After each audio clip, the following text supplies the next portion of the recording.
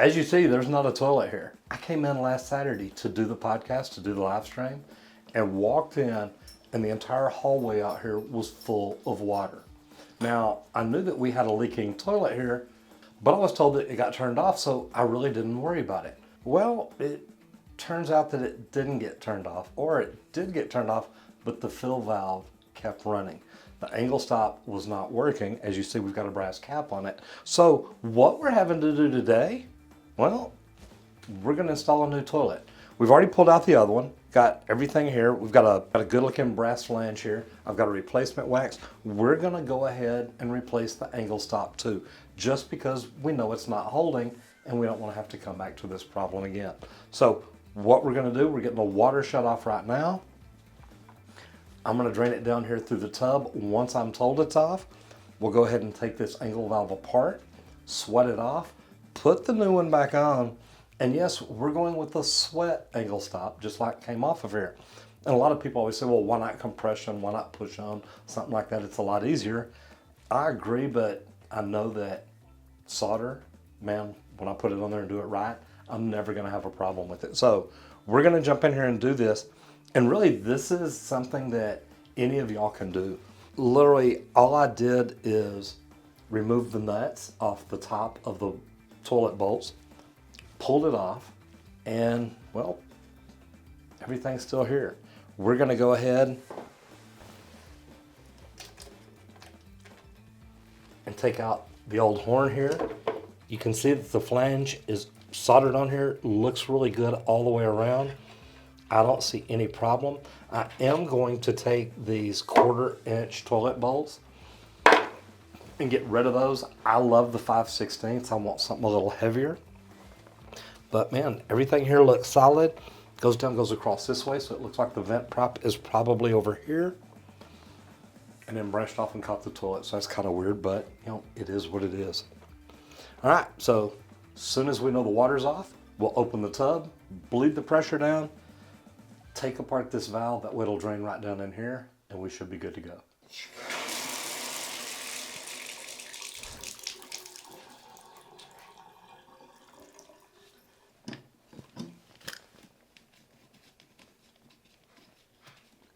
All right, so I opened the tub to bleed some of the pressure out there.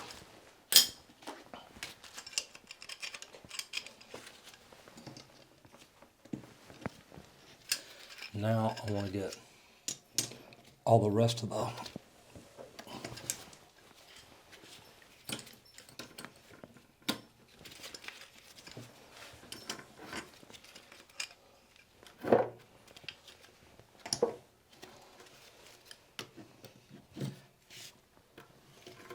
just want to hold some backup on that stop. There we go.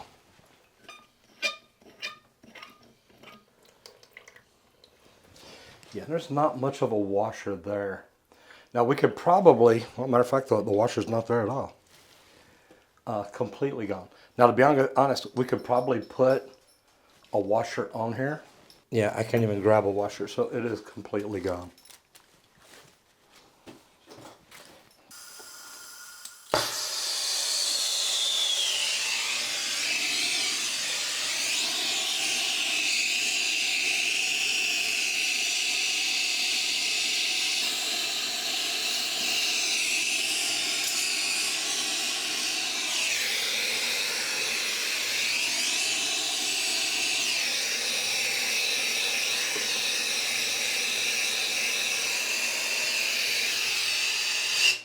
I wiped it down, but it's funny, you can see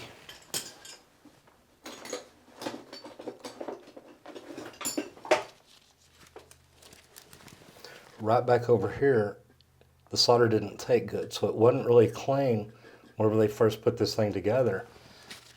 I'm surprised that it held as long as it did and not leak, because if you look at it, you can see copper all the way up here and across down here, all the way to the front edge. Now we're going to clean that up, get ready to put one back on there, but it's kind of hard to believe that that lasted as long as it did.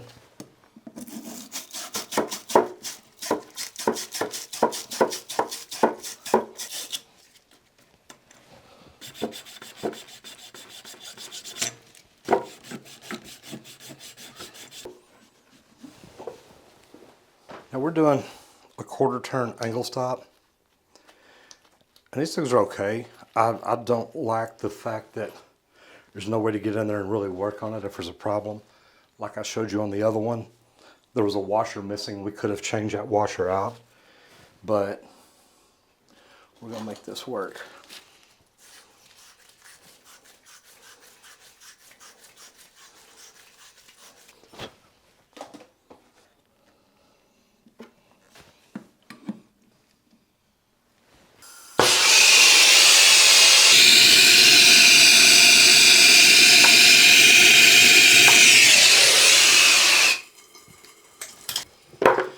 While I'm waiting for that to cool down, I'm gonna clean this up just a little bit.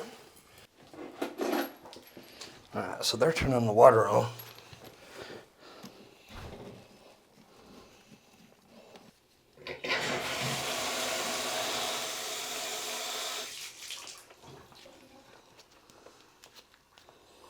All right, so we know we have water on now.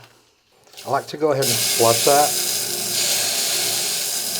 That way if there are any shavings from when I reamed it, anything at all like that. Ooh, when I turned that off, that valve dripped. I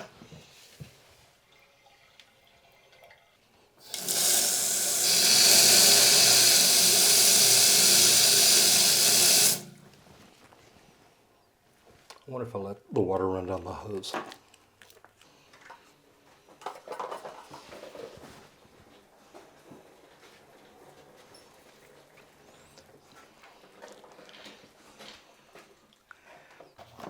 We got any additional wax off the bottom of this toilet off because this is a used toilet.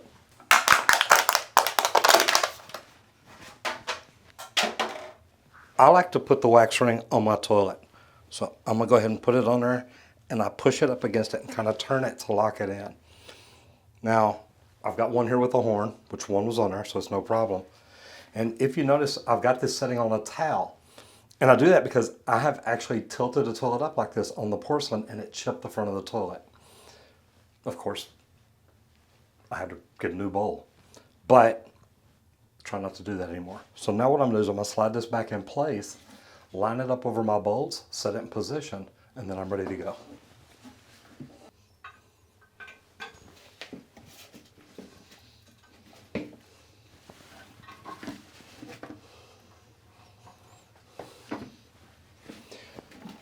Now, if you've ever installed a toilet, you know these only go one way, and if you read it, it said this side up, so it makes it really simple.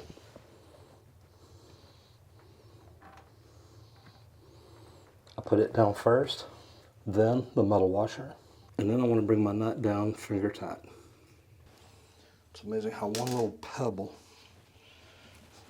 can mess up your knee. And one thing I like to do is make sure that my brass washer's in the middle of my cap holder.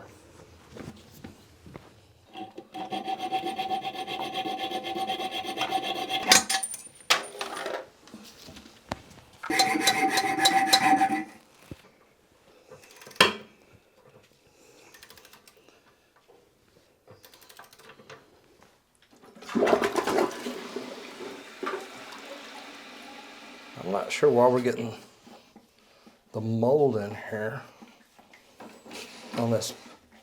There's a plastic liner on this. This is, believe it or not, a self-cleaning toilet. But I guarantee it doesn't clean the inside.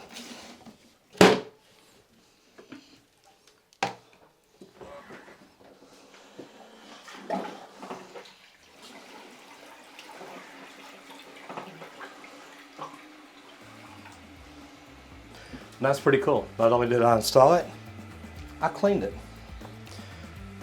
This will flush again in a little bit to get all the chemical down, but this is installed, checked, not leaking, and ready to go. One big water leaking problem solved at the Outhouse.